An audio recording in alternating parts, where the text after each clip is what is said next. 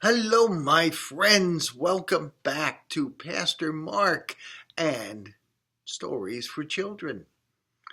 Remember last week was Christmas? It's a week after Christmas already. It's kind of hard to believe.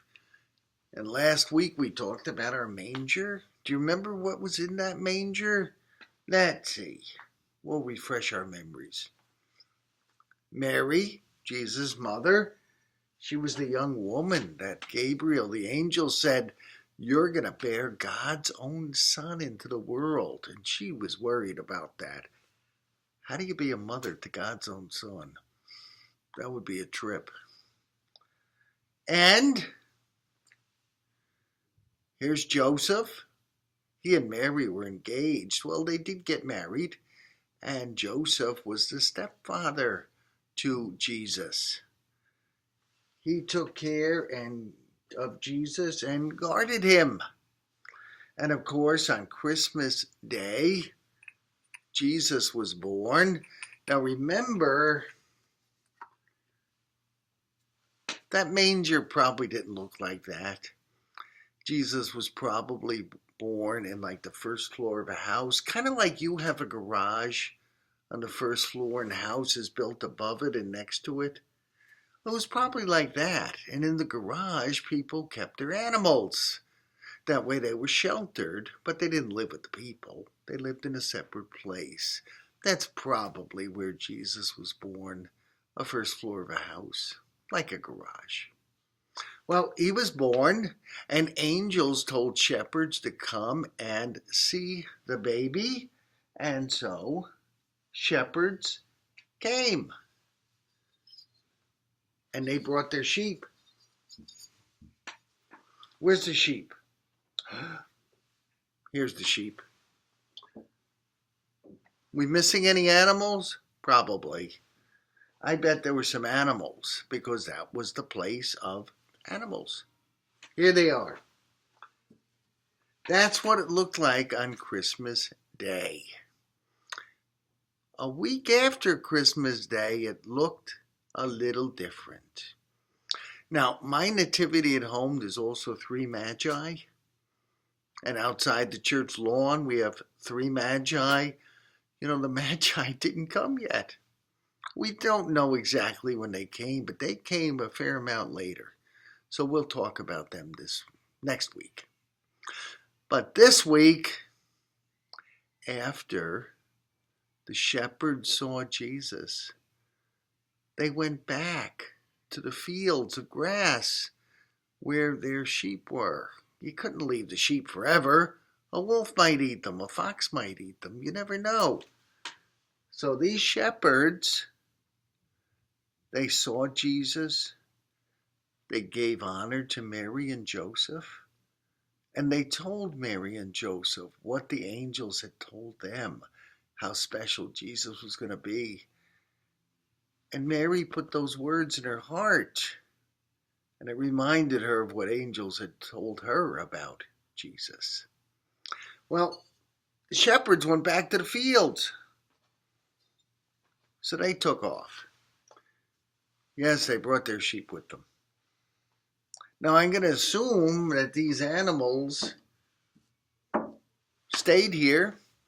They were either animals of the people who owned the house, or they were animals of guests in the house. We don't really know for sure. We don't even know what animals were there. But now we're talking a week after Christmas, where we are now.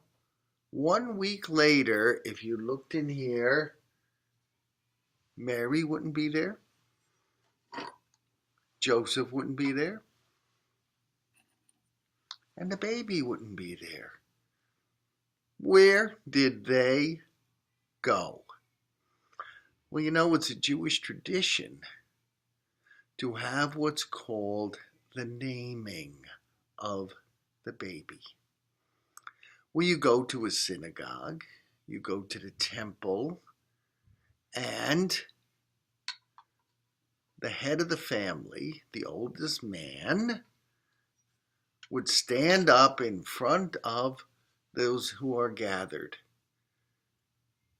And he would say, "This baby has been born. This is the baby's name."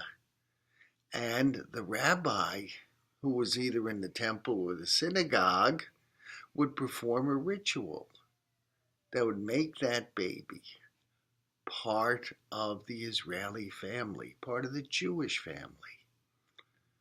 And so if you look a week later, actually 8 days later if you want to get technical, Mary, Joseph, and Jesus weren't here.